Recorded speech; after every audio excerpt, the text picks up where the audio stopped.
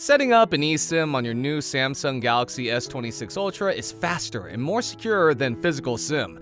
So here's how to add one or multiple eSIMs on Galaxy S26 series.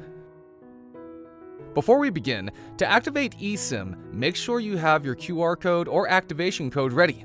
You can get this by contacting your service provider or through their mobile app. Also, ensure your phone is connected to a stable Wi-Fi network. First, open your settings, then tap on Connections and select SIM Manager. You'll see an option that says Add eSIM. Tap that, and if you have a passcode set up, enter it now. You'll have a few options here. Scan QR code is the most common method.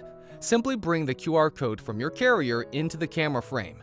If you don't have a QR code, tap Enter Activation Code at the bottom to type it in manually. Once the code is detected, tap Add and give it a few seconds to register with your carrier. You can actually add multiple eSIMs to your S26 Ultra by following this same process again. This is perfect for travelers who want to keep a local data plan ready to go.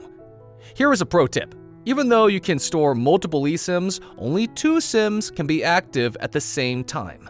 This can be one physical SIM and one eSIM, or 2 eSIMs. You cannot use 3 SIMs simultaneously, even if your phone has a dual physical slot. To manage this, stay in the SIM Manager menu. Here, you can toggle which SIMs are active and assign which one you want to use for calls, messages, and mobile data. And that's how you master the eSIM setup on your Samsung Galaxy S26 Ultra.